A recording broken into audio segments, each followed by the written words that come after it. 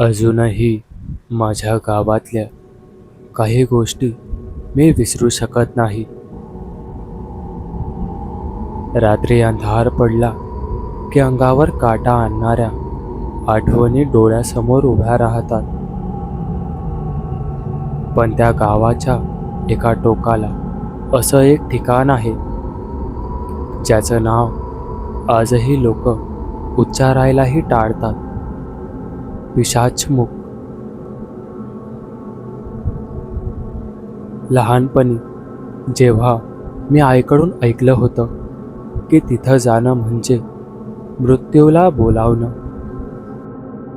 तेव्हा मी हसून टाळलं होतं. पण जसजसा मोठा होत गेलो तसतसं जाणवलं की आई का एवढी घाबरून ते नाव घेत असे.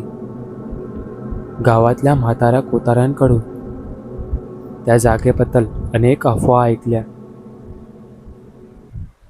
कुणी म्हणायचं की ते ठिकाण शापित आहे, तर कुणी म्हणायचं तिथं पिशाच राहतात. पण सत्य काय आहे हे कुणालाच ठाऊक नव्हतं.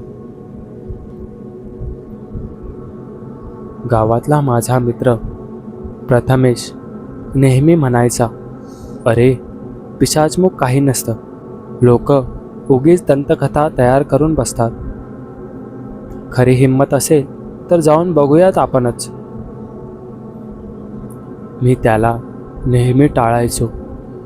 पण 2014च्या पावसाळ्यात माझ्या आयुष्यात असं काही घडलं की मला स्वतःच तिथं जावं लागलं.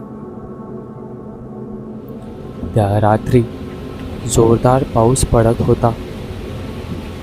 विजांचा कडकडाट, वाऱ्याचा गडगडाट आणि गावभर अंधार.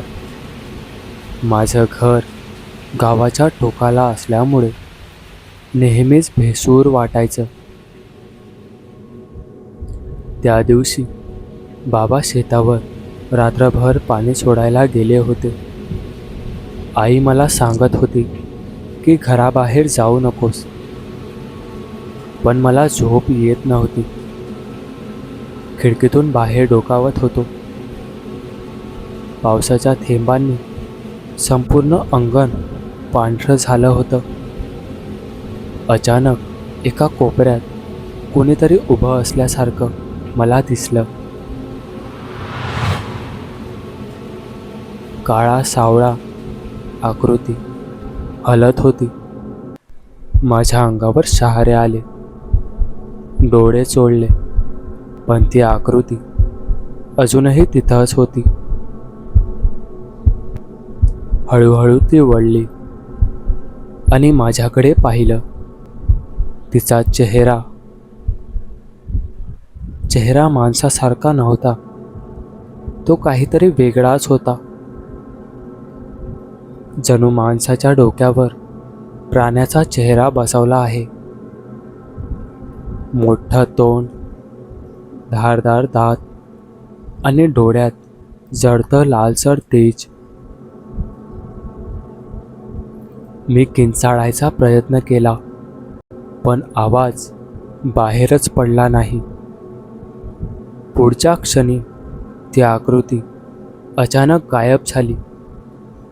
सकाळी आईला सांगितलं, पण तिने मला झापलं.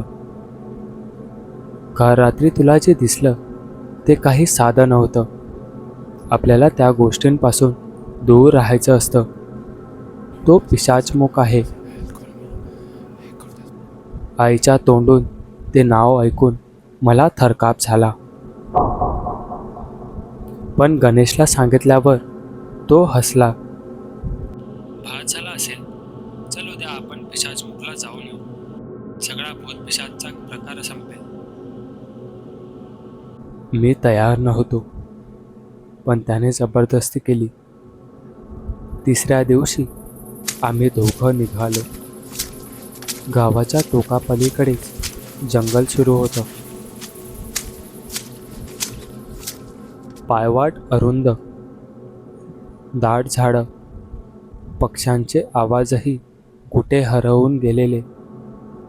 जसजसं आम्ही आत जात होतो तसं वातावरण जड होत होतं. शेवटी एक मोठा कळा आला. त्या कळ्याच्या तोंडासारख्या आकाराला लोक पिशाचमुख म्हणायचे. खरोखरच तो भाग जणू एखाद्या राक्षसाच्या तोंडासारखा दिसत होता. मोठं गुहेसारखं दार, भोवती काळसर शेवाळ आणि आत पूर्ण काळोख. गणेश पुढं गेला आणि म्हणाला, "हे बघ, आत काहीच नाही." असं म्हणताच त्याचा आवाज गुहेत घुमला. अचानक थंड वारा आतून बाहेर आला. तो वारा इतका गार आणि दर्पयुक्त होता की मला उलटी होईल असं वाटलं. गणेश परत यायच्या आधीच आम्हाला आतून काहीतरी हालचाल ऐकू आली. जड पावलं, दगडांवर आपटल्यासारखा आवाज आणि एक मंद कुजबूज. आम्ही घाबरलो, पण गणेश थांबला नाही. तो आत गेला. मी बाहेर उभाच राहिलो. काही मिनिटं शांतता होती. नंतर आतून त्याचा किंचाळण्याचा आवाज आला.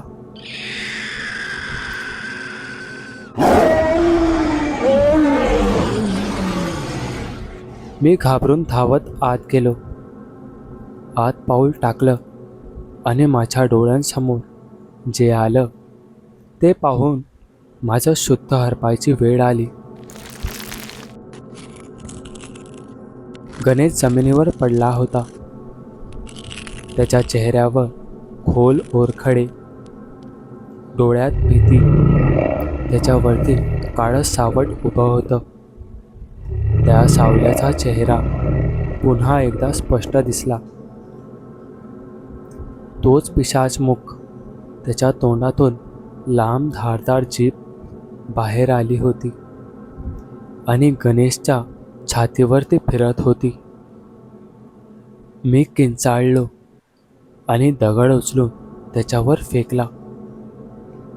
पिशाचमुख माझ्याकडे वळला. त्याचे डोळे लाल भडक झाले. क्षणभरासाठी मला वाटलं माझं आयुष्य तिथंच संपणार. पण तेवढ्यात बाहेर वीज चमकली आणि कड्याच्या वरून एक मोठा दगड घसरून खाली आला. तो थेट पिशाचमुखवर आदळला. एक भयानक गर्जना झाली आणि तो अंधारात विरून गेला. मी कसाबसा ओढत बाहेर काढलं.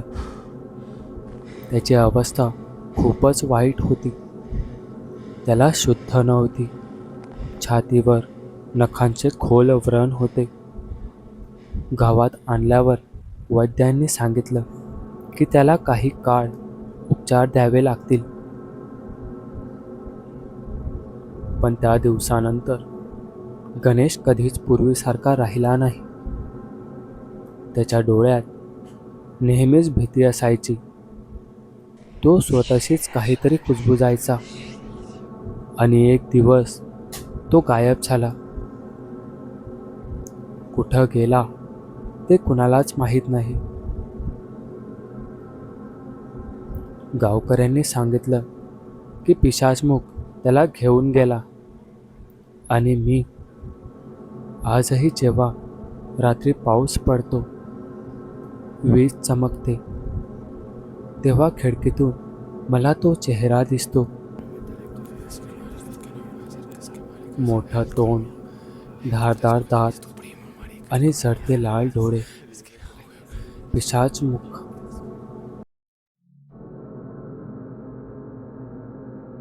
उर्वरित कथा ऐका पुढील भागात.